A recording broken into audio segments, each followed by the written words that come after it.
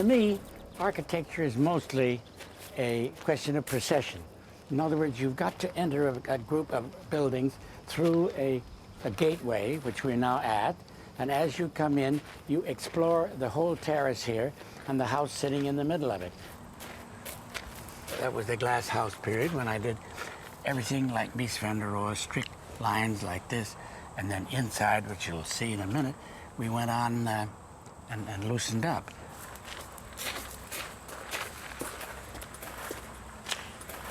With a perfectly symmetrical doorway, you enter into what I call the entrance vestibule. Then you want to go, you step a few steps, an imaginary wall, and as you turn, the world changes because your point of vision goes round and round. It's much like a dog sniffing his way into a room, always goes around the outside and settles around and curls at last in somewhat of a middle or somewhere near the middle of the room and curls up and goes to sleep. The whole house is anchored to that cylinder which pulls everything together from all parts of the house. It's the hearth, but if your back is warm, you'll be very happy. And that is the thing that makes a house a house.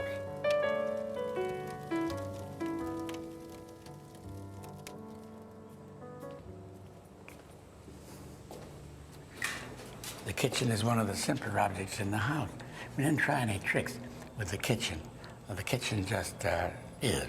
I bought in kitchen, GE ice boxes, 4-year-old ice boxes, practically antiques now. Then over here, the back way, so to speak, into the dining room. The seat of honor is this one, which of course I always sit in. From here, I have my coffee and I look at the view on all 1, 2, 3, 4 sides. And so you can find your way and you orient yourself in the landscape. And you look, of course, to the north.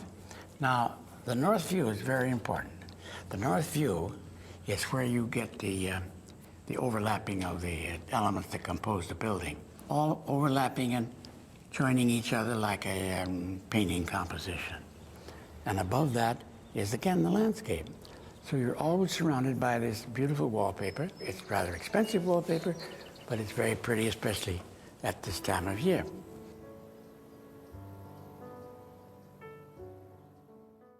But we still live in the shadows of his skyscrapers, and people still visit his infamous home, the Glass House, which is now a landmark. A new biography, The Man in the Glass House, looks at the life of the controversial architect who was both loved and loathed in his lifetime.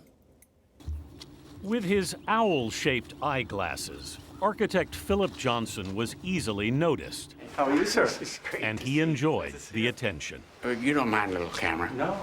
He had a Barnum-esque flair for publicity. He's the architect, don't worry. After Frank Lloyd Wright, no American architect was more famous than Philip Johnson. Well, there's only one reason for my whole life, and that's art. And nothing else counts. Nothing else gives me pleasure. Nothing else gives me satisfaction. For his generation, he was the most prominent American architect. He was the first winner of the Pritzker Prize, the Nobel for Architecture. In his new biography, The Man in the Glass House, Mark Lamster deconstructs the architect who designed the New York State Theater at Lincoln Center, the Amon Carter Museum in Fort Worth, and the Crystal Cathedral in California, and whose buildings helped define the skylines of Houston, Boston, Pittsburgh, and New York. Almost every major American city has a Philip Johnson. Some of them are wonderful, and some of them are not super great. But they are ubiquitous. Johnson was the founding architectural curator at the Museum of Modern Art. But in the 1930s, as Hitler was rising in Germany, he suddenly left. And he threw away his career as a curator to try and become this fascist politician. It's a terrible moment in his history. Johnson's former secretary told the FBI he wanted to be Hitler in the United States. How long was his involvement in this? It was quite long, roughly a decade, where he's deeply invested in these fascist political ideas. By the end of World War II, Johnson had a change of heart. And he designs a synagogue for free. And he even goes on to build a nuclear reactor in Israel and befriend Shimon Peres. But the depth of Johnson's fascist period is the revelation of Lamster's book. Mark did find out that it was a little more extensive and a little longer lasting than people had thought. Yeah. And it's important to know that. I mean, Paul Goldberger, former architecture critic of The New Yorker and The New York Times, now chairs the advisory council for the Glass House, the radically simple home Johnson built for himself in New Canaan, Connecticut in 1949. This house was an attraction almost immediately. yes, a sort of combination of attraction and scandal, I suppose. And I think he probably liked both sides of it. As critic for the New York Times, did you like everything he did? No, I did not like everything he did. I found almost everything he did to be worth taking seriously, however. He was simultaneously, I think, the elder statesman and the bad boy of American architecture. So he would do things that would shock people, but he would always do it with a serious enough edge so you couldn't dismiss it as nothing but a trick or a joke or what have you. The architect abounded in contradictions. Mark Lamster writes, he was a gay man with a fascist history, living in a glass house, and he liked nothing better than to throw stones.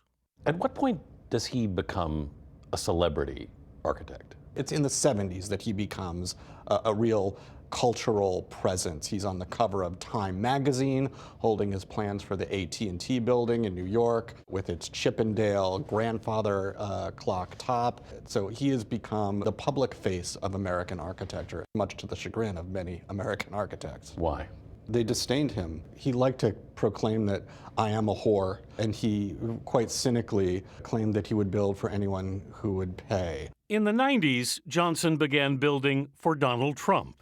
The Trump International Hotel in New York's Columbus Circle was one of his projects. New York Times critic famously called it a solid gold ingot standing on end. But Johnson and Trump were made for each other, really, because they were both masters of branding, but their relationship was bound to fail because Johnson, in the end, considered Trump a vulgarian, and Trump considered Johnson a prima donna, and maybe they were both right.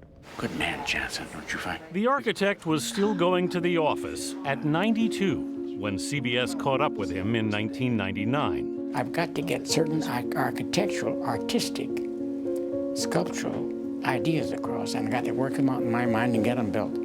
That's all I got to do, and if death occurs anytime, I don't know. I don't give a damn. A modest exercise regime helped keep it at bay until he was 98. Come on, baby, come on. When Philip Johnson died here in his glass house. I think Philip Johnson probably lived his life on that precept of Oscar Wilde, who once said, you know, the only thing in life worse than being talked about is not being talked about. He wanted to be talked about. And still is. And still is, exactly, yes.